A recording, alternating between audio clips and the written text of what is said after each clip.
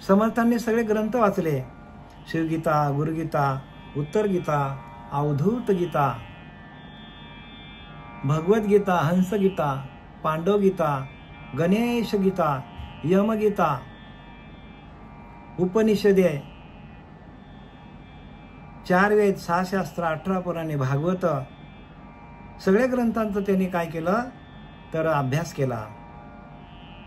आणि सगळ्या ग्रंथांचा सार, सगळ्या ग्रंथांचं काय सार आहे. जसं दुधातलं सार काय आहे तर तूप आहे, तसं समर्थांनी सगळे ग्रंथ वाचले. बुडते हे जन न देखवे डोळा म्हणून येते कळवला. समर्थांचं वाक्य, बुडते हे जन न देखवे डोळा म्हणून येते कळवला. त्यांना कळवला आला की सगळा जग हा त्या विषयामध्ये, त्या विषयांच्या वाहत्या गंगेमध्ये वाहत चाललेला आहे. आणि लोकांना कुठेतरी आपल्याला थांबवता यायला पाहिजे. कारण जी गंगा विषयांची वाहती आहे ती वाहतच राहणार आहे. मग लोकांना यातून बाहेर कसं काढायचं, याच्यासाठी समर्थांनी हे जे 20 दशक 200 समास, श्रवणादारे घेता स्वाद, मनन करत्यास विशेष समाधान लाभे, संपूर्ण ग्रंथ वाचला. आणि शेवटची ओळी त्यांनी सांगितली आहे 20 दशक. रामदास स्वामींनी 20 दशक लिहिले. एका दशकामध्ये 10 समास आहेत. असे 20 दशक म्हणजे 200 समास. 20 10 200. श्रवणादारे घेता स्वाद.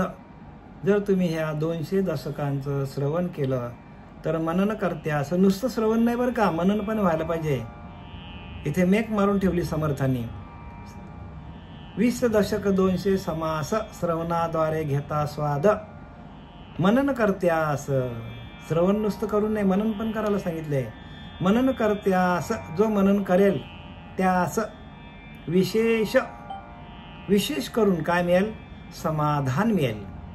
समाधान म्हणजे काय, शांती, सुख, आनंद. समाधान कधी मिळतं माणसाला, शांती असेल तेव्हा, सुख असेल तेव्हा समाधान. आणि म्हणून त्यांनी 20 दशक 200 समास, श्रवणादारे घेता स्वाद, मनन करत्यास विशेष समाधान लावे. समाधान मिळेल. आणि प्रत्येक साधकाला समाधान मिळावं. समाधानाची कुठे दुकानं नाहीत. म्हणून समाधान कशामध्ये आहे तर ग्रंथामध्ये जे काय लिहिलेलं आहे त्याचं मनन करण्यामध्ये, त्याचं मनन केलं. श्रवणाचं होय मनन, मनने कळे सारा सार विचार. मनन करून काय होतं तर सार काय ना आसार काय याचा विचार अंतर्यामी प्रगट होतो. प्रत्येक साधकाच्या आतमध्ये प्रगट होतो. मनन करत्यास विषेद समाधान लाभे. श्रवणाचे होय मनन, मनने कळे सारासार. मननातून सार आणि आसार काय, पाप काय, पुण्य काय, स्वर्ग काय, नरक काय, खरं काय, खोटं काय, सगळं माणसाला कधी कळतो तर ज्यावेळेला तो मनन करेल त्यावेळेला. श्रवणाचे होय मनन, मनने कळे सारा सार विचार. मननातून सारा सार काय आसार काय कळतो. आणि सारा सारे विचारे निसंग वस्तू, म्हणजे सार काय आपण आणि आसार काय हे आपल्या लक्षात आलं तर आपल्या जवळच वस्तू आहे. वस्तू म्हणजे आत्मतत्व आपल्या जवळच आहे, लांब कुठे शोधायची गरज नाही. आणि एवढं आत्मतत्व कळण्यासाठी संपूर्ण ग्रंथ लिहिलेले आहेत. प्रत्येक साधूने, प्रत्येक संताने ग्रंथ लिहिले. कशासाठी, आपल्या जवळची वस्तू कळण्यासाठी, आपण कोण आहोत हे कळण्यासाठी, आपण कोण आहोत हे कळण्यासाठी, आपण कोण हा विचार बोललेला असे, आपण कोण आहोत याचा विचार सांगण्यासाठी. पण आपल्यालाच ओळख पटत नाही आपण कोण आहोत. स्वतःची ओळखच माणसाला पटत नाही. आणि ती स्वतःची ओळख पटवण्यासाठी संतांनी सांगितलंय उपाय. काय सांगितलंय की तुम्ही अखंड चिंतन विठोबाचं करा, म्हणजे भगवंताचं चिंतन करा. आपल्या जवळची वस्तू आपल्याला कळत नाही ह्याला एकमेव कारण काय असेल तर आपल्याकडं जे ओरिजिनल भगवंताच्या नामाचं भजन आहे ते आपल्याकडं ओरिजिनल नसल्यामुळे आपल्याला त्या भगवंताची ओळख होत नाही. आणि ते ओरिजिनल भजन आपल्याजवळ आलं, ओरिजिनल पाहिजे बरं का, त्यात आम्ही इथून तुम्हाला सांगू शकत नाही. म्हणून आम्ही काय म्हणतो की गुरु असं करा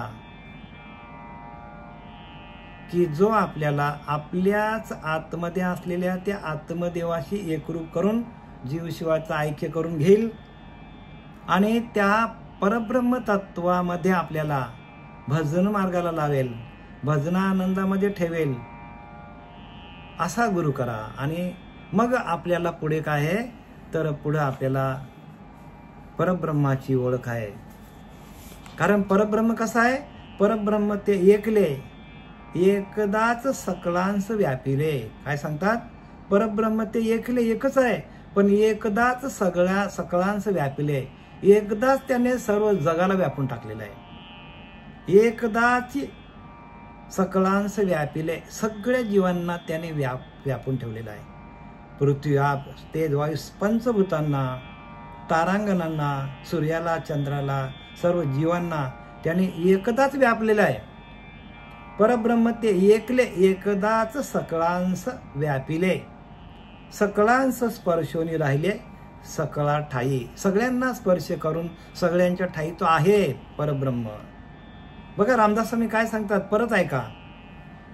परब्रह्म ते एकले, परब्रह्म कसा एकच आहे तो, सर्वा घटी राम देहादेही एक, एकच आहे तो. एकदाच सकळांस व्यापले, एकदाच त्यांनी व्यापून टाकलं, एकदाच बरं का, परत परत नाही. आणि एकदाच त्यांनी व्यापून टाकल्यामुळे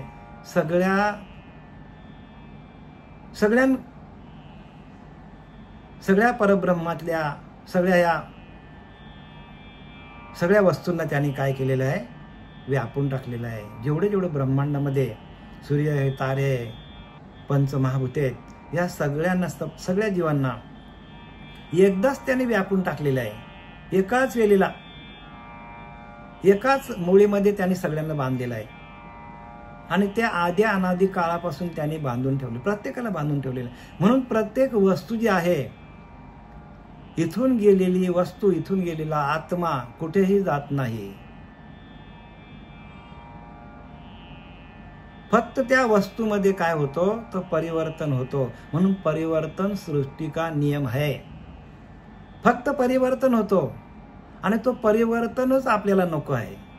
कारण आपल्यामध्ये आपण आता देह आहोत, आपल्यामध्ये देहरूपी आत्मा, आपला देह ह्या रूपामध्ये परिवर्तन झालेला आहे.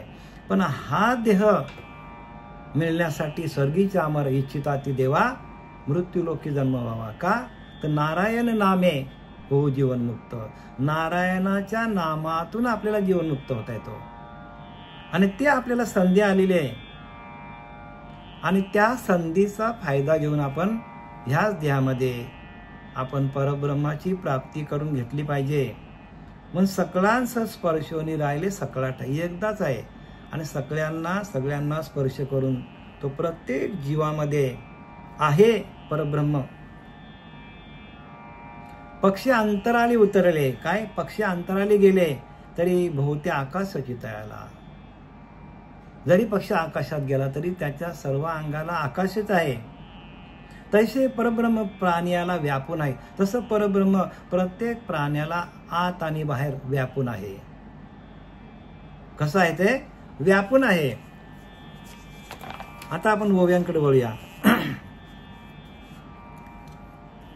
दशक 11वा, श्रीमद दासबोध दशक 11वा, भीम दशक नाम आणि समास 3रा शिकवण निरूपण नाम. पुण्यमार्ग अवघा बुडाला, ओवी क्रमांक 8 बरं का. पुण्यमार्ग अवघा बुडाला, पाप संग्रह उदंड झाला, यमयातनेचा झोला कठीण आहे. काय सांगतात, अग्निग्रास लागला आणि सावकाश निजला, कैसा म्हणावा भला आत्महत्याला. संपूर्ण देहाला अग्नीचा स्पर्श लागलाय, अग्नी लागलाय, आग लागली अख्ख्या देहाला आणि माणूस सावकाश झोपलाय.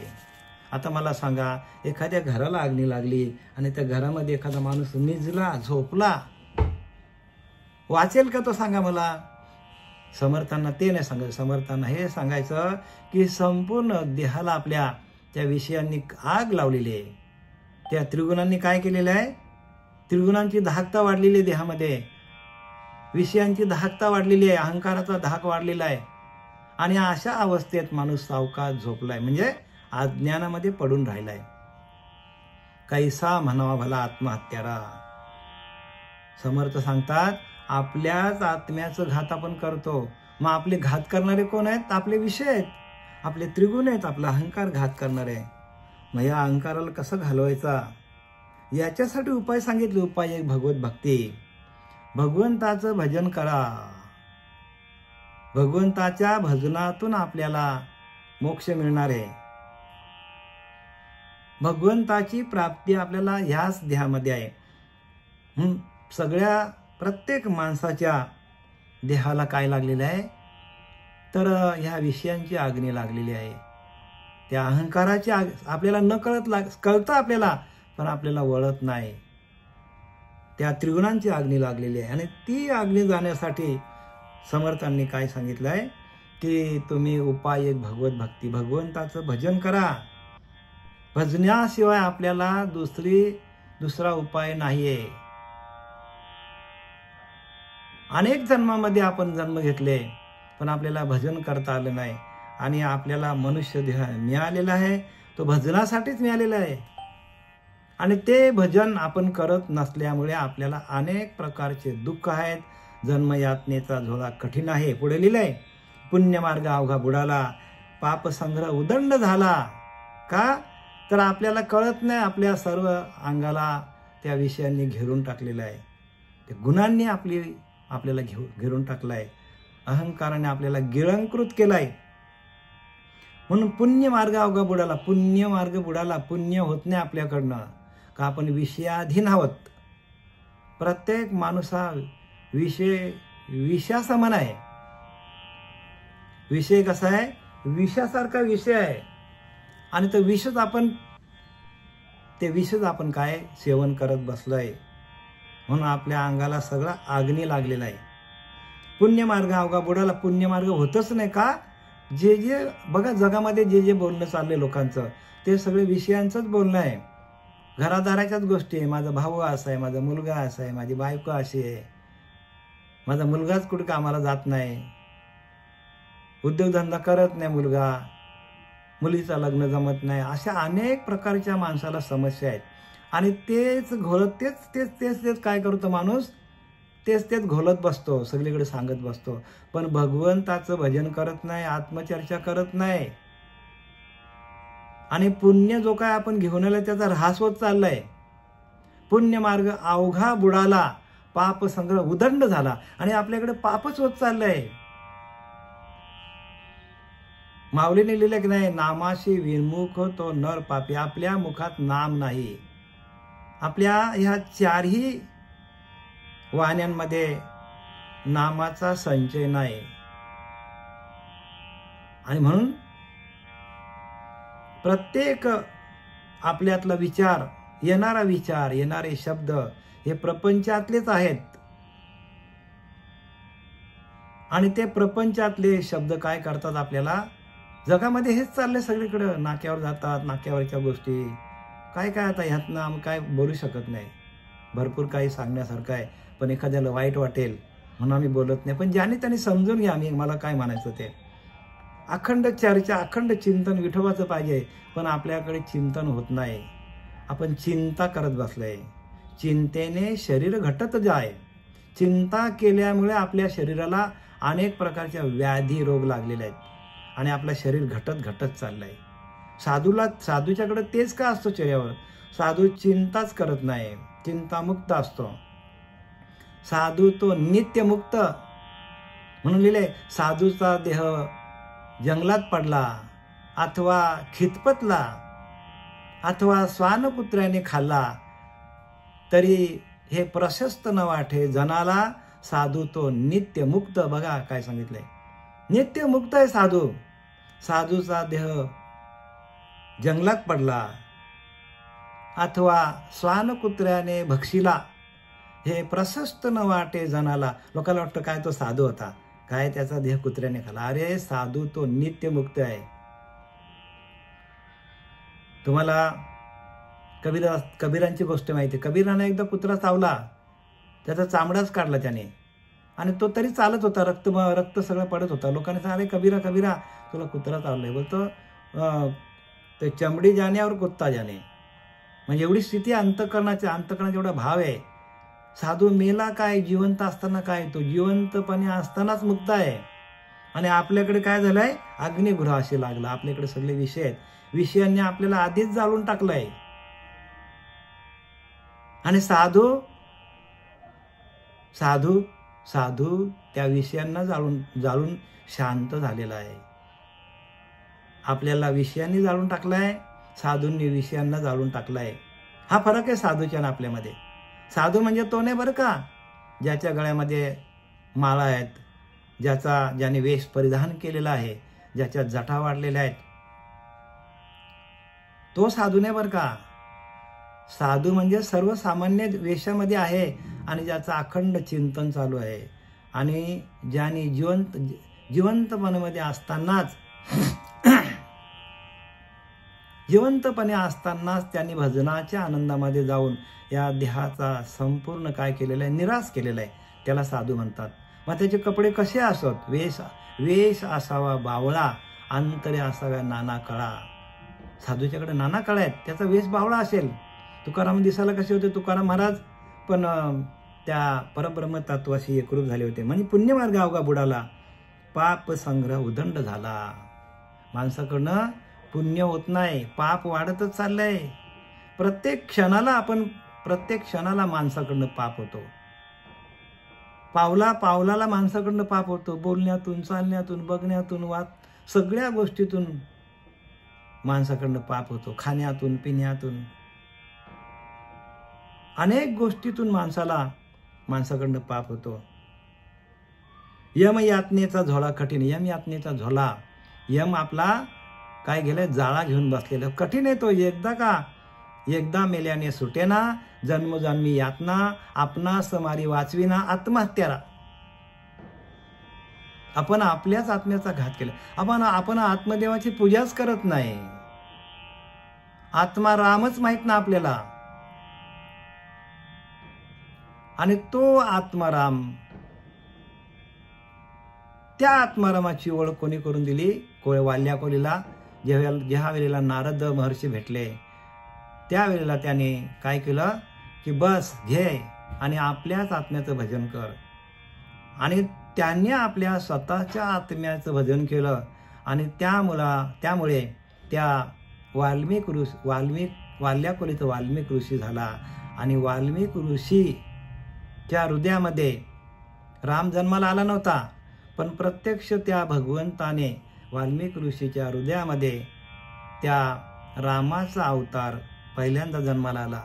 आणि म्हणून त्या वाल्मिक ऋषीने जे काय लिखाण केलं, त्या लिखाणापोटी रामाला जन्म घ्यावा लागला.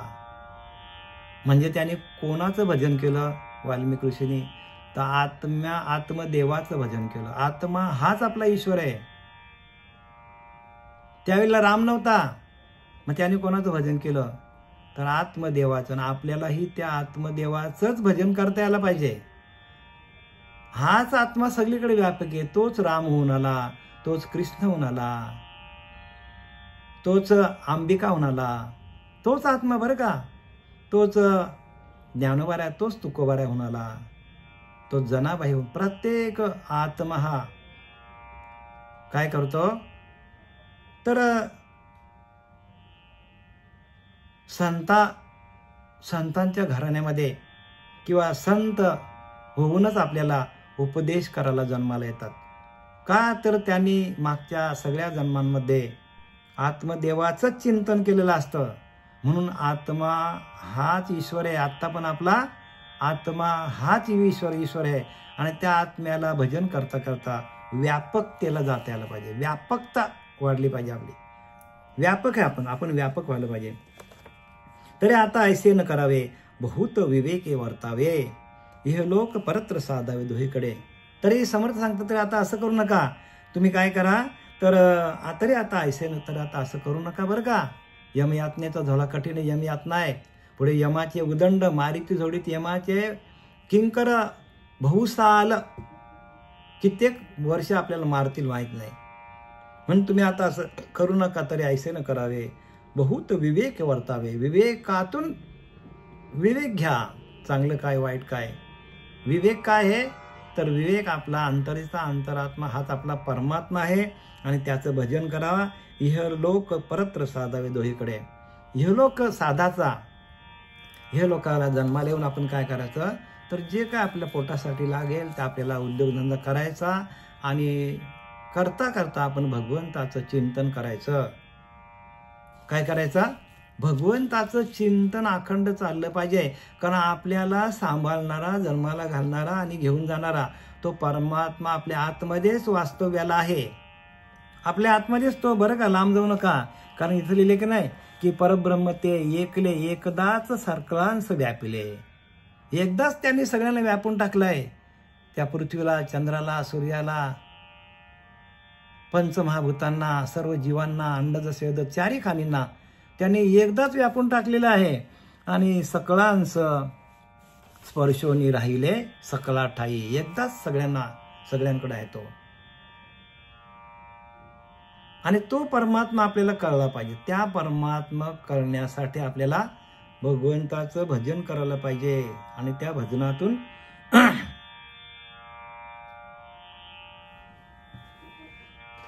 तरी आता ऐसे न करावे, बहुत विवेक वर्तावे. ये लोक परत्र साधावे दोहीकडे. आळसाचे फल रोकडे. इथं आळस करू नका, बरं का. त्यांनी सांगितलंय आळस करू नका. आळस केला तर आळसाचे फल रोकडे आहे. आळसाचे फल रोकडे. जांभया देऊन निद्रा पडे. माणूस जांभया देतो आणि लगेच झोपतो. बरेचशी माणसं अशी आहेत की परमार्थामध्ये आळस करतात आणि प्रपंचामध्ये पण आळस करतात. मग त्यांना प्रपंचामध्ये पण त्यांना मान मिळत नाही. प्रपंचामध्ये पण त्यांची काय होते, हेडसाळ होते. आणि परमार्थामध्ये अंतकाली त्यांना आपल्या जन्ममरणाचा फेरा चुकवता येत नाही. भगवंताचं भजन करता येत नाही. म्हणून आळस करू नका. आळस काय करतो? आळस नागविले उदास. आळस माणसाला नागडा करून टाकतो.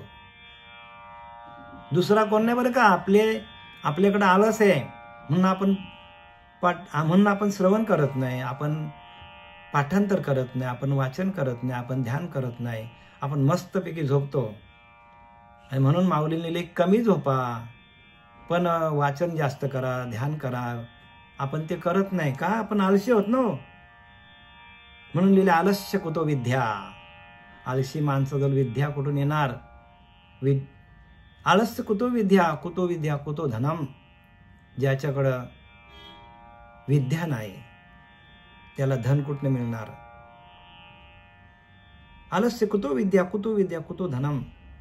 ज्याच्याकडे आळस आहे त्याच्याकडे विद्या नाही, विद्या नाही त्याच्याकडे धन कुठून येणार? आणि म्हणून आळस सांडायला पाहिजे. आळसाचे फल रोकडे. जांभया देऊन निंद्रा पडे. सुख म्हणून आवडे आळशी लोका. आणि आळशी लोकांना आळस करायला,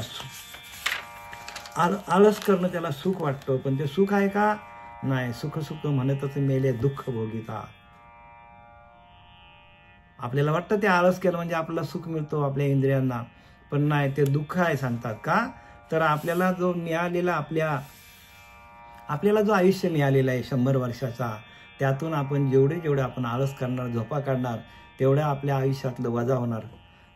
जेवढं आयुष्य असेल, कोणाला 50, कोणाला 60 असेल, तेवढा आपल्या आयुष्यातला जो आपण आळस केला, भगवंताचं नामस्मरण केलं, अरे जी घडी राम नामाविन गेली, जने आपले ते तू हानी केली. अरे जी घडी राम नामाविन गेली, जनी आपुली ते तू हानी केली. एक पल जरी आपला त्या हरिनामाशिवाय गेला तर आपलीच हानी आपणच करतो. प्रत्येक माणूस हा आपली हानी स्वतःच करतो. साक्षेपी करिता कष्ट ती, परंतु पुढे सुरवाडती, खाती जेविती सुखी होती प्रयत्न करूनी. आणि आरंभी उद्योग करताना कष्ट होतात. बघा, सुरुवातीला धंदा करताना कष्ट पडतात आपल्याला. तसं सुरुवातीला आपल्याला हरिनामाचं जप करताना आपल्याला कष्ट वाटतात, पण ते कष्ट नाही बरं का. जसं एखाद्या माणसाला सुरुवातीला नोकरीला लागला की त्याला वाटतं नको हे जॉब, कंटाळा येतो. पण एकदा का अंगवळणी पडला, मग त्याला कामाला गेल्याशिवाय चैन पडत नाही. तसं एखाद्या माणसाला ध्यान करण्याची, वाचन करण्याची, संतांना शरण जाऊन त्यांच्याकडं ज्ञान घेण्याची सवय पडली, मग ती सवय पडता सवय जडे, मग त्या आपल्याला सवय पडली जाते. म्हणून काय लिहिले, साक्षेपे करता कष्टते पुढे, परंतु पुढे सुरुवात येते, खाती जेविती सुखी होती. परंतु आळस आपण केला नाही तर कालांतराने आपल्याला उद्योग करणाऱ्या माणसाला काय करतो, चांगलं जेवण, चांगलं सुख मिळतो त्याला. पण आपण प्रयत्न करायला पाहिजे, कष्ट करायला पाहिजे. आळसे उदास नागवना, बघा आळस काय होतो, नागवण होतो माणसाला. काय करतो आळसच, माणसाला परमार्थातून आणि प्रपंचातून बाजूला काढतो, वस्त्रहीन करतो माणसाला. मग झोपायला जागा नाही, राहायला खोपट नाही, आणि नेसायला, बरं का, नेसायला कपडा नाही, झोपायला खोपट नाही, खायला अन्न नाही, अशी अवस्था होते माणसाची. आळस प्रयत्न बुडवणा. आळस काय करतो, माणसाचे प्रयत्न माणसाने करायला पाहिजे, पण आळसामुळे ते प्रयत्न बुडले जातात. आळसे करंटपणाच्या खुणा प्रगट होती, करंटा पडूनी उताना, करी नाना कल्पना, तैशी माया. बघा, म्हणजे तो मायेमध्ये अडकलेला आहे. करंटा पडूनी उताना, करी नाना कल्पना. बघा, करंट आहे तो प्रयत्न करत नाही, मेहनत करत नाही, प्रपंचामध्ये मेहनत करत नाही, परमार्थामध्ये मेहनत करत नाही, आणि दोन्हीकडे तो नागडा होतो, म्हणजे नागवण होतं त्याला. आळसाचे फल रोकडे, आणि आळस उदान नागवना, म्हणजे माणसाला काय करतो, आपल्या ह्या प्रपंचातून माणसाला बाजूला काढतो आणि परमार्थातून बाजूला काढतो, आणि आपल्याला प्राणी मात्राच्या जन्माला घालवतो. ह्या जन्मात कपडे आहेत आपल्याला, नागवणं म्हणजे ह्या जन्मात आहेत, पण पुढच्या जन्मात आपल्याला कपडे काढून घेतो आळस. आळस प्रयत्न बुडवणा. बघा, आळसाने काय करतो, प्रयत्न बुडवले जातात. आळसे करंटपणा खुणा प्रगट होती. हा करंट होता माणूस. म्हणून आळस नसावा. काय लिहिलंय, तुम्ही पण प्रत्येक साधकाने आळस करू नका. सकाळी उठा. आज्ञा आहे की नाही, इथनं समर्थांची आज्ञा आहे की नाही, सद्गुरूंची आज्ञा आहे की नाही,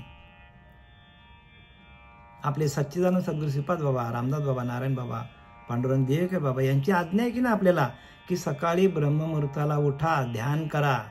ध्यानातूनच आपल्याला ज्ञान होणार आहे. ज्ञान शोधण्यासाठी कुठे जाण्याची गरज नाही. तुम्ही ज्ञान स्वरूपावस्था तुमच्याकडे जन्मजात आहे, पण आलेले तुमच्या अंतःकरणावर, मनाकडे आलेले तुमचे विषय, मळ विक्षेप, आवरण, हे तुम्हाला घालवता यायला पाहिजे. ते गेले की तुम्ही ज्ञान स्वरूप, प्रत्येक माणूसात ज्ञान स्वरूपच आहे. म्हणून आलस नसावा, तरीच पाहिजे वैभवा. आलस गेलं बघा, ज्यांच्याकडे वैभव आहे, गडगंज संपत्ती आहे, ते आपल्याला कधी असे झोपलेले दिसतात का? बघा, 2-2, 4-4 ठिकाणी कामं करतात, इकडून तिकडून धावपळ करत असतात, रात्री 11-11 वाजेपर्यंत घरी येत नाही. सकाळी 7ला गेले की रात्री 11 वाजताना घरी येतात, आणि मुलं बालं त्यांचे झोपलेले असतात. मुलाबालांचा त्यांना, म्हणजे मुलाबालांशी संपर्क पण करता येत नाही, संबंध पण जोडता येत नाही, बोलायला पण वेळ नसतो. ज्यांच्याकडे गडगंज संपत्ती असते ते आपल्या परिवाराला देखील वेळ देत नाही, कारण त्यांच्याकडे आळस नाही. म्हणून आळस नसावा, तरीच पाहिजे वैभवा. हा प्रपंचातला वैभव झाला. परमार्थातला आळसपणा असा आहे. वैभव म्हणजे काय? वैभव म्हणजे तुमच्याकडं त्या नामाचा साठा, अखंड चिंतन विठोबाचा हा वैभव आहे. प्रपंची खाती जेवती आणि परमार्थी काय उपाशी मरते? परमार्थिक माणसं काय उपाशी मरतील का? नाही हो. भगवंत देतो बरोबर आपल्याला, पण आपल्याकडे ते नामस्मरण असले पाहिजे. अरात्री परत्री जीवा समाधान. आणि माणसाला समाधान मिळतो त्या कशातून? नामस्मरणातून. प्रयत्न करावा तो कोण? हेचे ऐका निरूपण, सावध अंतःकरण निमिष एक. प्रयत्न करावा तो कोण? म्हणजे काय सांगतात, यानंतर सामान्य माणसाने जीवन यशस्वी होण्यास कसे वागावे याची रूपरेषा समर्थ सांगतात. सर्वसामान्य माणसामध्ये जीवनामध्ये यशस्वी होण्यासाठी काय करायला पाहिजे. प्रत्येक साधू जे आहेत, प्रत्येक प्रपंची माणूस आहे, श्रीमंत आहे. साधू पण श्रीमंत आहे. साधू नामस्मरणामध्ये श्रीमंत आहे. आणि प्रपंची माणूस ज्या काही द्वैतातल्या वस्तू आहेत, जे काही द्वैतातलं सुख दिसतं त्याच्यामध्ये ते त्यांचं वैभव आहे. म्हणून इथं काय सांगितलंय की सर्वसामान्य म्हणून प्रयत्न करावा. तो कोण, प्रयत्न कसा करायचा हेची ऐका निरूपण. सावधान तत्करण निमिष एक, शांत व्हा आणि थोडासा विचार करा. समर्थ काय सांगतात ते, समर्थ काय सांगतात बघा. आता समर्थांनी आपल्याला काही आपल्याला सूचना केलेल्या आहेत. कसं राहावं, कसं वागावं, काय करायला पाहिजे. हा नरदेह मिळालेला आहे की नाही आपल्याला, हा आपल्याला निधान धन मिळालेला आहे. मग ह्या नरदेह धनरूपी नरदेहाचा आपण वापर कसं करायचं याच्यासाठी समर्थ सांगतात. प्रातःकाळी उठावे. बघा, सकाळी लवकर उठावा. काही पाठांतर करावे. बघा, पाठांतराचा भाग करा. प्रत्येकाने जे काय आपल्याला मिळालेलं आहे, जे काय प्रमाण आहेत, जे काय ओव्या आहेत, जे काय श्लोक आहेत, त्यांचं पाठांतर करा सकाळी उठल्यावर. यथान शक्ती आठवावे सर्वोत्तमाचे. चांगलं आठवण करा, वाईट आठवण नका करू. यासाठी रात्री झोपताना आपल्याला चांगले विचार ठेवले पाहिजे, नामस्मरण ठेवले पाहिजे. रात्री झोपताना नामस्मरण असेल, रात्री झोपताना आपण ओव्या घेऊन झोपलो संतांच्या, तर सकाळी त्या ओव्याच बाहेर पडतील. कारण रात्री गिरणीमध्ये आपण हळद टाकली तर सकाळी हळदच बाहेर पडते. तसं आपली ही गिरण आहे देह. ह्या गिरणीमध्ये आपण जर चांगले विचार ठेवले, नामस्मरण ठेवला, तर सकाळी आपल्याकडनं नामस्मरणच बाहेर पडेल बरं का. मग दिशेकडे जावे. पूर्वीच्या काळी अशी होतं, तेव्हा काही घरं छोटे छोटे होते आणि बाहेर लोक जायचे. आता प्रत्येकाचे फ्लॅट झालेत, बंगले झालेत, त्यामुळे सगळ्या सोयी आतमध्येच आहेत. तेव्हा समर्थांनी लिहिलं आहे की मग दिशेकडे जावे, म्हणजे कुठल्या तरी एका दिशेला जायचं जे कोणाशीच न ठावे. शौच आचमन करावे निर्मल जळे, म्हणजे शौच करायचे, आचमन करायचे शुद्ध जळामध्ये. आणि मुखार्जन प्रातःस्थान आंघोळ करायची, संध्या तर्पण देवार्चन, सगळ्या देवांची पूजा करा. पुढे वैश्व देव उपासना यथा सांग, आणि पोटपूजा करायची. म्हणजे आपल्याला जे काय लागेल पोटाला, ते जे काय न्याहारी असेल ते करायची. यथा सांग. काही फळाहार द्यावा. बघा, थोडाफार फळाहार सकाळी करायला पाहिजे. मग संसार धंदा करावा. बघा किती सावध केलाय. सांगितलं का फक्त नामस्मरण करा, उद्योगधंदा व्यवस्थित करा. म्हणून संसार करावा नेटका, मग द्यावे परमार्थ विवेका. समर्थ सांगतात संसार करावा नेटका, मग द्यावे परमार्थ विवेका. येथे आळस करू नका, विवेकी हो. विवेकवान पुरुषांनी काय करायला पाहिजे, संसार व्यवस्थित करा, आळस करू नका, मग द्यावे परमार्थ विवेका. मग परमार्थ करा आणि तो विवेकातून करा. अखंड दिवस रामराम म्हणून फायदा नाही, विवेकातून करा. म्हणजे उद्योगधंदा करता करता. समर्थांनी आपल्या ज्ञानोबरांनी लिहिले, ज्ञानोबरा सांगतात, तरी उचित कर्मे आघवी तुवा आचरुनी मज अर्पावी, चित्तवृत्ती विनासावी आत्मस्वरूपी. ज्ञानोबरा सांगतात उचित कर्मे आघवी, उच्च प्रकारची कर्म कर, उच्च प्रकारचं काय जे काय असेल ते उद्योगधंदा कर. उचित कर्मे आघवी तुवा आचरुनी मज अर्पावी. तू सगळी कर्म कर, पण अरे नरा तू मला अर्पण कर, तुझ्याकडे ठेवू नको. परिचित्त वृत्ती विनासावी आत्मस्वरूप. पण तुझं चित्त आहे ना, ते माझ्या नामामध्ये रममान कर. चित्तवृत्ती विनासावी आत्मस्वरूपी. चित्तामध्ये जी वृत्ती जी आहे, ती वृत्ती जी तुमची वृत्ती काय करते तर माणसाला विषयांकडे नेते. तीच वृत्ती काय कर, ती वृत्ती विषयांची उठणारी वृत्ती ती हरिनामाच्या चिंतनातून काय कर, घालव. आणि चित्तवृत्ती विनासावी आणि तुझ्या आत्मतत्वाशी एकरूप हो. म्हणजे माझं भजन कर. बघा ज्ञानोबारांनी किती सोप्या भाषेत सांगितलंय. पण ही सोपी भाषा, सोपे वर्म आम्हा सांगितले, संती सोपं सांगितलंय, वर्माचं सांगितलंय, पण हे कळत का नाही. ह्याला एकमेव कारण आपण सकाळी उठून ध्यान करत नाही. ब्रह्ममुहूर्ता उठून ध्यान करा, सगळे तुमचे प्रश्न सॉल्व्ह होतील. काही फळार द्यावा, मग संसार धंदा करावा, सुशब्दे राजी राखावा. सगळ्या लोकांशी गोड बोला, कोणालाही वाईट बोलू नका. कोणाच्या अंतरी लागेल धक्का, आईसे शब्द बोलू नका. असा एकही शब्द आपल्या मुखातून निघता कामा नये की एखाद्याच्या अंतःकरणाला लागेल. राखावी बहुतांची अंतरे, भाग्य येते तदनंतरे.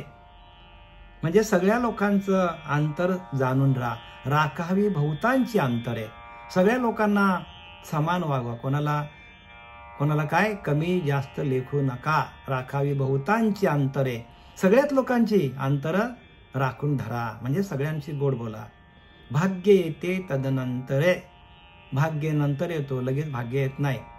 एखाद्या माणसाला आपण चांगलं बोललं, त्याच्याबद्दल चांगले विचार केले तर आपल्या अंतःकरणाला शांती मिळतो आणि त्याच्या अंतःकरणाला पण शांती मिळतो. म्हणजे राखावी बहुतांची अंतरे, त्याच्यानंतर आपल्याकडे भाग्य येणार आहे. ज्याचा जो व्यापार, जो व्यापार ते असावे खबरदार. म्हणजे एखाद्याची नोकरी आहे, धंदा आहे, घरातल्या आपल्या स्वयंपाकीन करणाऱ्या काही स्त्रिया आहेत, त्यांनी काय करायला पाहिजे, वेळेवर उठून जेवण बनव, सगळं काय जे काय आपल्या कुटुंबासाठी लागेल, घरातलं काम, घर स्वच्छ ठेवणं, हे सगळं कामं त्यांनी यथासांग करायची. ज्याचा जो व्यापार तो असावा खबरदार संजय. म्हणजे आपल्याला सावध केलाय. दुष्टितपणे परी पोर वेढा लावी. आणि असं जर केलं तुम्ही तर आपलं मन दुष्टित होणार नाही. प्रत्येकाने स्वतःच्या व्यवसायामध्ये अगदी खबरदारपणे वागावे. आलेले नाही, व्यवसाय बेसावधपणे वागले तर प्रसंगी एखादे पोर देखील फसून जाते. म्हणजे बेसावध वागू नये, सावध असावे. आपण सावधान व्हायला पाहिजे. प्रपंचामध्ये पण सावधान आणि परमार्थामध्ये पण सावधान वागायला पाहिजे. चुके ठके विसरे सांडी, आठवण झाली चरपडी, दुश्चित आळसाची रोकडी प्रचित पहा. काय लिहिलंय की जो माणूस चुकतो, फसतो, वस्तू विसरतो किंवा हरवतो आणि आठवण झाली की मग तळमळ करतो, त्याला यश येणे कठीण होते. चुके ठके विसरे सांडी, आठवण झाली सरपडी. आपण एखादी वस्तू चुकलो तर आपल्याला लगेच आठवण झाल्यावर अरे बापडे, लगेच आपल्याला काय होतं तर आपल्याला धक्का बसतो. अरे बापरे, ती वस्तू आपण विसरलो, आपल्याला धक्का बसतो आणि मग माणूस तळमळ करतो नंतर, अरे बापरे आपण विसरलो. किंवा एखाद्याला वाईट बोललं तर आपल्याला चुकचूक लागते. मग त्याच्यापेक्षा वाईट बोलूच नका ना, चांगलंच बोला ना, सगळ्यांशी गोड बोला. काय करा तर सगळ्यांशी गोड बोलून राहावा. म्हणून लिहिले, आंधळ्याशी आंधळे म्हणू नये, पांगळ्याशी पांगळे म्हणू नये. ना तर आपण आंधळ्याला बोललो तू आंधळा आहेस तर त्याला राग येतो, पांगळ्याला बोललो तू पांगळा आहेस. मग तिथे आपण आपली खुबी वापरली पाहिजे. आपण त्याला, कारण आपल्याला त्याची जी काही उणीव आहे ती आपल्याला भरून काढता यायला पाहिजे. आंधळ्याची उणीव पण भरून काढता यायला पाहिजे. त्याला हाताला धरून आपल्याला चालवता यायला पाहिजे. पांगल्याला आपल्याला खांद्याला धरून आपल्याला चालवता यायला पाहिजे. म्हणजे परोपकारासाठी आपण झटलं पाहिजे. थोडक्यात काय की परोपकारासाठी माणसाने झटलं पाहिजे.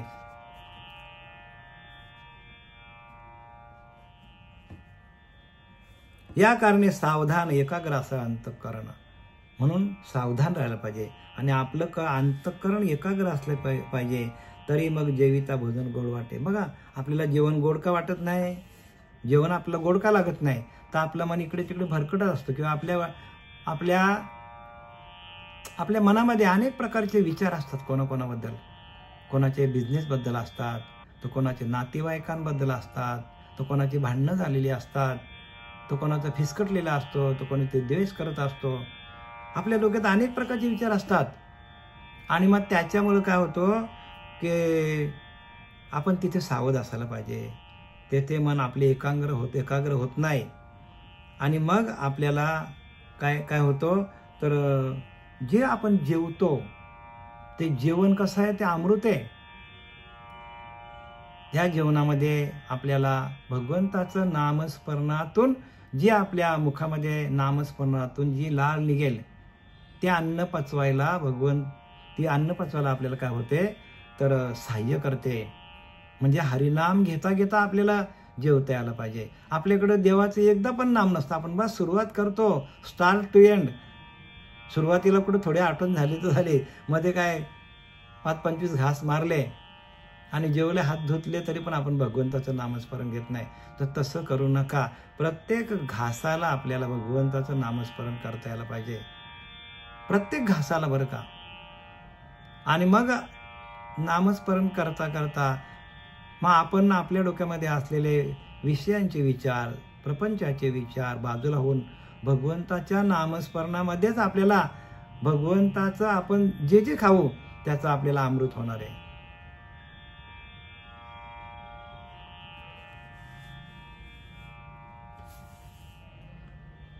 या कारणे सावधान एकाग्र असावं आणि एकाग्र मन होतो. भगवंताच्या नामस्मरणातून मन एकाग्र होतं. आणि भगवंताचं नाम नसेल आणि आपण अनेक डोक्यामध्ये प्रपंचाचे विचार करत असू तर आपल्याला मग मन एकाग्र होत नाही. आणि मग आपल्या म्हणून काय सांगितलंय की भगवंताच्या नामस्मरणामध्ये चित्त पाहिजे. जेवताना आपल्याकडे पित्त पाहिजे. जेवताना आपल्याकडे पित्त बरोबर पडलं पाहिजे ना. आणि भगवंताच्या नामस्मरणाकडे चित्त, जेवताना आपल्याकडं पित्त पाहिजे. आणि प्रपंचामध्ये वित्त पाहिजे. वित्त, चित्त आणि पित्त या 3 गोष्टी साधता येतात. तरी मग जेविता भोजन गोड वाटे. आणि तरच आपल्याला जेवताना भोजन गोड वाटतं. पुढे भोजन झाल्यावरही काही वाची काही चर्चा करे. बघा, आपण जेवण झाल्यावर डायरेक्ट काय करतो, झोपतो. पण तिथं सांगितलं समर्थाने, जेवण झाल्यावरही चर्चा करा, वाचन करा, एकांती जाऊन विवरी नाना ग्रंथ. बघा, जेवण झाल्यावर माणसाने काय करायला पाहिजे तर एकांतामध्ये जायला पाहिजे आणि वेगळ्या वेगळ्या प्रकारच्या ग्रंथाचं वाचन करायला पाहिजे. हे केलं तर आपल्याला सगळं होईल, बरं का. हे समर्थांनी आपल्याला सावध केलेलं आहे. आणि ही सावधता प्रत्येक साधकाने आपल्या अंतःकरणामध्ये साठवून घ्या. पुढे भोजन झाल्यावर जेवल्यानंतर काही वाची चर्चा करे. काय आपल्या जोडलेले लोक असतील, कोणी आपली धर्मपत्नी असेल, मुलं असतील, नवरा असेल, नातेवाईक असतील, त्यांच्याबरोबर आत्मचर्चा करा. आपण काय करतो माहिती का, आपण त्या मालिका लावत बसतो आणि त्या मालिकेमध्ये आपला संपूर्ण वेळ निघून जातो. म्हणजे आपल्याला जो मिळालेला देहाचा जो 100 वर्षाचा आयुष्य, त्यातनं जेवढी 2 तास, 3 तास, 10 तास ते आपण कशावर घालवतो तर मालिकांवर घालवतो. आणि मालिका ह्या विषयाधीन आहेत आणि ते विषयांचं चिंतन आहे. भगवंताच्या नामाशिवाय जे काय आपण करतो, म्हणून ब्रह्मज्ञानाविना उपदेश, ब्रह्मज्ञानाविना नाना उपदेशांचा शीन. ब्रह्मज्ञानाचा उपदेश नसेल तर जे जे आपण उपदेश करू ते शीन. सार सांडून आसार कोण शहाणा शेवी, संत रामदास सांगतात. सार टाकले आपण आणि आपण आसारच काय करत चिवरत बसले. आपण संसार नाशिवंत आहे, सगळ्यांना माहिती आहे. हा संसार जाणार आहे, हा देह जाणार आहे. देह जाणार याशी कालोबा खाणार. मग ते कालाच्या अधीन आपण का जायचं. मग काल सार्थक हेची परमभाग्य. कालाला सार्थकी लावा. सार्थक म्हणजे काय, भगवंताच्या नामस्मरणामध्ये लावा. काळ सार्थक हेची परमभाग्य. परमभाग्य ते काळाला सार्थकी लावा, म्हणजे भगवंताच्या नामस्मरणाला लावा. एकांती जाऊन विवरी नाना ग्रंथ. तरीच प्राणी शहाणा होतो, तरच आपल्याला शहाणपणी सांगतात, बघा. नाहीतरी मूर्खची राहतो, नाही तर माणूस मूर्ख राहतो. बघा, हे आपण वरचे जे का आपल्याला सावधतेचे इशारे समर्थ रामदासांनी दिल्यात ते आपण पाळले नाही तर मग कोण हो, आपण मूर्खामध्ये आपली गणती करतात समर्थ रामदास. मूर्ख आहोत आपण असं म्हणतात. लोक खाते आपण पाहतो दैन्यवाना, लोक मस्त आरामात खातात, जे कष्ट करतात ते खातात, आणि आपली दैन्यवानी अवस्था होईल. म्हणून आळस करू नका, प्रयत्न करावा, आळस उदंड दौडावा, आळस टाकून द्यावा, प्रयत्न करतच जावा, प्रयत्न करतच जावे. एक सदैवपणाचे रिकामा जाऊ न दे एक क्षण. म्हणजे आपल्याला जर देव व्हायचा असेल, सदैवपणाचे म्हणजे आपल्याला देव व्हायचा असेल तर रिकामा जाऊ न दे एक क्षण, रिकामा अर्ध घडी राहू नको. ज्ञानोबा सांगतात एक पल पण आपली पापणी मिटतो त्याला म्हणतात रिकामा अर्ध घडी. मिटली आणि उघडली एक घडी, मिटली अर्धी घडी, असा अर्ध घडी पण तू रिकामा राहू नको. का तर भगवंताचं भजन कर, ग्रंथ वाच, नामस्मरण कर, ग्रंथ वाच, आत्मचर्चा कर, प्रपंच व्यवसायाचे ज्ञान बरे पहा. बरे प्रपंच बरा करायला सांगितले, प्रपंच करायला सांगितले, पण प्रपंच करा, प्रपंच होतच असतो, परमार्थ करावा लागतो. काही मिळवी मग जेवी. बघा, गुंतल्या लोकांचं उगी शरीर कारणी लावी, काहीतरी मिळवा मग जेवा, म्हणजे कष्ट करा मग जेवा.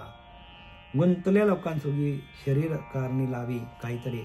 आणि जे गुंतलेले लोक आहे, जे विषयामध्ये अडकले, जे प्रपंचामध्ये अडकले, त्यांना काहीतरी बाहेर काढा, प्रयत्न करा, त्यांना काहीतरी निरूपण द्या, त्यांच्याकडे प्रवचन करा, त्यांच्या समोर जे आपल्याला जे आपणास ठावे ते इतरांचं सांगावे, शहाणे करून सोडावे. सगळ्या लोकांना शहाणे करून सोडा. आणि ते कार्य आपल्याला आपल्या हातात आलेलं आहे. आणि म्हणून आपले हे सातत्याने आत्मचर्चा असते. काही धर्मचर्चा, पुराण, हरिकथा, निरूपण वाया जाऊ देणे दीक्षण दोहीकडे. धर्मचर्चा करा, आत्मचर्चा करा, हरिकथा करा, निरूपण सांगा, वाया जाऊ न दे क्षण. एक क्षण पण वाया जाऊ दे नका. समर्थ सांगतात, एक क्षण जरी आपल्याकडनं वाया गेला तरी तो काय होईल, आपल्या पापामध्ये गंती होईल. ऐसे जो सर्व सावध त्याशी कैसा असेल खेद. असा जो सावध असेल, सावध इथं सांगितले बरं का, त्याला खेद कसा होईल, त्याला दुःख कसा होईल. विवेक तुटला संबंध देहबुद्धीचा. आणि हा विवेक तुमच्या पिंडामध्ये निर्माण झाला तर देहबुद्धी आपोआप जाईल तुमची. विवेक तुटला संबंध, विवेकातून आपली देहबुद्धी जाते. म्हणून विवेके विचारे अंतःकरण शृंगारिजे. नाना वस्त्रे नाना भूषणे येणे शरीर शृंगारणे. विवेके विचारे राजकारणे अंतःकरण शृंगारिजे. समर्थ रामदास सांगतात, नाना वस्त्रे नाना भूषणे याने शरीर शृंगारणे. अनेक प्रकारचे वस्त्रे भूषणे शरीर शृंगारलं जातो. पण विवेकी विचारे राजकारणे, विवेकातून आपल्याला आपल्याच अंतरीच्या आतमध्ये असलेल्या त्या विषयांवर, अहंकारावर, त्या त्रिगुणावर आपल्याला राजकारण खेळता आलं पाहिजे. राजकारण त्याला म्हणतात बरं का, बाहेर राजकारण नाही. आपल्या अंतःकरणामध्ये असलेले जे विषय आहेत त्यांच्याशी राजकारण खेळून आपल्याला युद्ध जिंकता आलं पाहिजे. विवेकी विचारे राजकारणे अंतःकरण शृंगारी. अंतःकरणाची शृंगारिता विवेकातून होतो. आहे तितके देवाचे ऐशे वर्तने निश्चयाचे मूळ तुटे उद्योगाचे निरिते. सगळं आहे ते देवाचं आहे बरं का. ऐशे वर्तने निश्चयाचे 100% आहे तितके देवाचे. ऐशे वर्तने निश्चयाचे मूळ तुटे उद्वेगाचे येणे रीते. उद्वेग चिंता सगळी जाईल, पण सगळं काय ते देवाच्या माझं नाही. आपलं काहीच नाही असं समजून पूजा करा, म्हणजे भक्ती करा. आपलं समजून केलं की आपल्याकडं गर्व आला, अहंकार आला, आणि मग तो अहंकारच आपल्याला काय करतो, सगळीकडे नाचवतो आपल्याला. आणि म्हणून इथं काय लिहिलंय, प्रपंचे पाहिजे सुवर्ण परमार्थी पंचीकरण. काय सांगतात तिथे की प्रपंच व्यवस्थित रीतीने चालण्यासाठी पैशाची आवश्यकता आहे हो, पण परमार्थ उत्तम प्रकारे घडण्यासाठी तत्वांचे ज्ञान अवश्य पाहिजे. तत्वम असी म्हणजे अहम ब्रह्मास्मी. पंचीकरण म्हणजे काय की आपणच परब्रह्म आहोत. म्हणजे इथं लिहिलंय प्रपंच पाहिजे सुवर्ण, प्रपंचामध्ये सावध असला पाहिजे. आणि परमार्थी पंचीकरण महावाक्याचे विवरण करिता तुटे. महावाक्याचे विवरण तू स्वयंचे ऐशी ब्रह्म याविषयी संध्या आणि भ्रम धरूच नाही. रामदास स्वामी सांगतात महावाक्याचे विवरण तू स्वयंचे आहेशी ब्रह्म. आता आपलं जे काय चालतं ते महावाक्याचे विवरण म्हणजे नामाचं विवरण आहे. महावाक्य म्हणजे नाम. महावाक्याचे विवरण तू स्वयंचे आहेशी ब्रह्म. संत रामदास सांगतात की महावाक्याचा उपदेश घे, महावाक्याचे विवरण सांग लोकांना, कारण तू स्वतःच परब्रह्म आहेस. महावाक्याचे विवरण तू स्वयंचे आहेशी ब्रह्म. याविषयी संध्या आणि भ्रम धरूच नको. ह्याविषयी तू मनामध्ये संध्या आणि भ्रम ठेवू नको बरं का, कारण तूच परब्रह्म आहे. समर्थ रामदास सांगतात हम ब्रह्मास्मी जान. आपणच ब्रह्म ते जाणून घे. समर्थ रामदासांनी संपूर्ण दासबोध नामावरच लिहिलाय, पण तो नामच कुठे दिसत नाही आपल्याला. जोपर्यंत नाम हातात नाही येत नाही, हरी आला हाता मग काय भय चिंता. तो हरी आपल्या हातात यायला पाहिजे. त्या नामाचं चिंतन नाम नाही ना हो. 199 समाज मंगलाचरण सोडला तर 199 समासामध्ये नाम आलेला आहे. श्रवण भक्ती निरूपण नाम, विष्णू श्रवण भक्ती निरूपण नाम, सगळीकडे नाम हा शब्द आलेला आहे. आणि तो नामच नाही आपल्याकडे, तर आपल्याला ज्ञान होईल का? सुरुवातीलाच हेडलाईनलाच सांगितलंय की नाम, श्रवण भक्ती निरूपण नाम. आणि ते नामच आपल्याला देणार. गुरु मिळाला नाही हे ज्ञान आपल्याला कसं काय होईल बरं? प्रपंची पाहिजे सुवर्ण परमार्थी पंचीकरण आणि महावाक्याचे विवरण करिता पुढे. आणि पुढं महावाक्याचं विवरण आहे पुढे सांगतात. पुढे आपल्याला महावाक्य म्हणजे नाम. महावाक्य म्हणजे काय? नाम. त्या नामाचं चिंतन कसं करायचं, ते नाम आपण कसं घ्यायचं, कसं सोडायचं, हे आपल्याला समर्थ पुढे सांगतील. कर्म उपासना आणि ज्ञान येणे राहे समाधान. परमार्थाचे जे साधन तेच ऐकत जावे.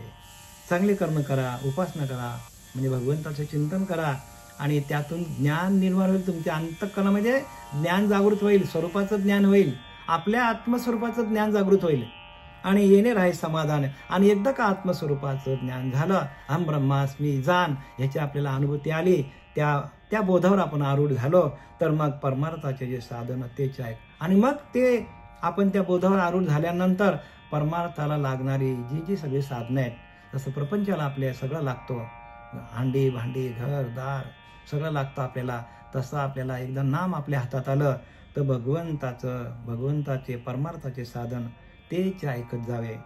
मग आपल्याला ते नाम हातात आलं की आपल्याला नामातून आपल्याला ते काय होतं, सचेतन बुद्धी होते, आपली चेतना जागृत होते.